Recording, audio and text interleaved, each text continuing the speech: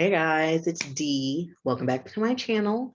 So in today's video, I wanted to share 3 lessons that I have learned throughout my time dealing with rheumatoid arthritis, fibromyalgia, and all of the pain that I felt that didn't have a diagnosis yet for about 15 years.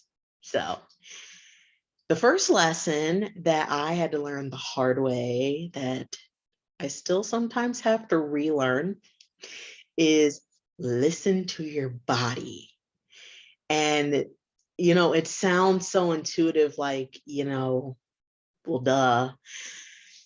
But, my thought when I thought of listening to my body when I first got diagnosed, especially with the rheumatoid arthritis, was, okay, well, if my ankles hurt, then I sit down and that's it. And it's a little further than that. I wasn't really in tune with the signals that my body was giving me as far as, okay, when do I need to sit down? When do I need to take a break? Or when I need to do something differently than how I used to do it.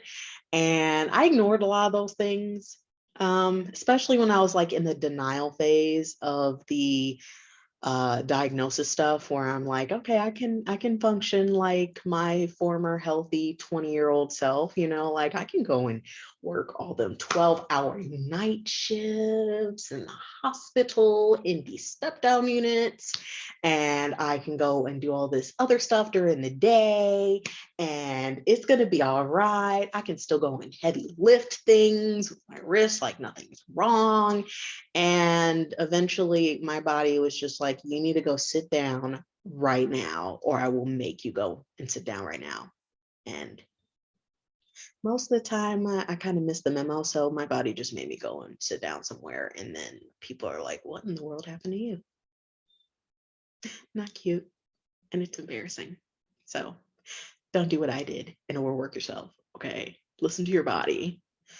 The second lesson that I had learned was to love myself unconditionally.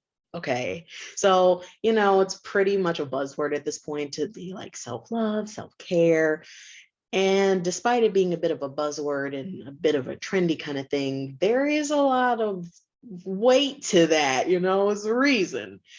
And, for me, I used to think that liking myself is like, okay, I like myself. So because I like myself, I love myself, right? But here's the little caveat that I struggled with for years, and I really had to work through it in therapy. So no shame if you need to talk to a therapist, because life is bad enough without being sick. It's even worse when you have something that won't go away that most people don't understand. Okay. So what I really was saying, I like myself when I'm feeling healthy and functional. Therefore, I love myself when I'm feeling there, healthy and functional. The little caveat in the fine print. That's not love. That's conditional. That's abusive. Like I was being abusive to myself. That's kind of jacked up, you know? So really working to learn what it is to love myself and my body for what it is and what it is capable of doing. Gratitude's been super helpful. Does it hurt to walk sometimes? Yes. But can I walk? Yeah, not everybody can do that. Just saying. So gratitude goes a long way too. I guess that's a tip and a half. The third lesson for me is my quality of life is my choice. I had slipped into a bit of I would say a victim mentality when I had all these things happening to me where like, oh my gosh, I'm having these pains, the stiffness, I'm not, um, I'm not dealing with a normal day well. I'm not even handling a part-time job very well right now. Like I'm falling asleep at the wheel. You know, all these different like limitations that popped up and all these different trips to the emergency room for something different every single time. You know, it got to me for a bit. And then I kind of went into like a backseat kind of thing where I'm just like, everything's happening to me. Like there's nothing I can do. And don't get me wrong, we go through a lot that is totally out of control. You know, we don't choose to get fibromyalgia, we don't choose to get RA, you know, we don't choose to get these things. And they're not at this point preventable, you know. That being said, when you sit that far back and stay in that level all the time, like everything's happening to me, you're giving your power away. And it makes it very hard to go and do things that you can do or want to do to make life either more comfortable or more enjoyable and fulfilling, you know. And that's like that imbalance is what I'm talking about here, you know.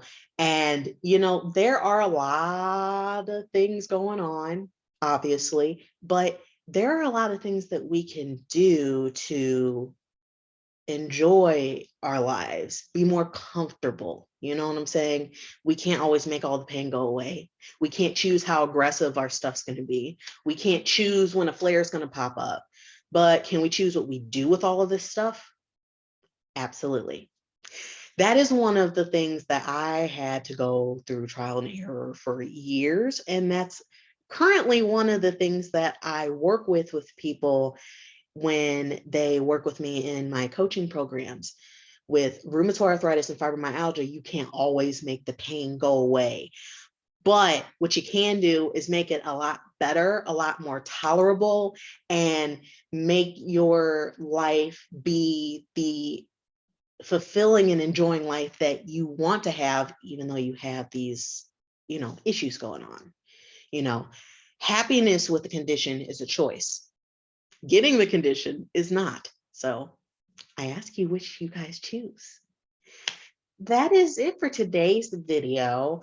I would love for you guys to share your learning lessons in the comments because I am a human, so I'm learning too. You know, it doesn't stop just because I'm 26. So I really would love you guys to go and share in the comments. What is some of the biggest life lessons that you have learned with your chronic condition, whether it's RA, fibro, or something else entirely? Or you could be healthy, you know? Healthy people have pain too. So with that said, I will see you guys in another video. All right, bye.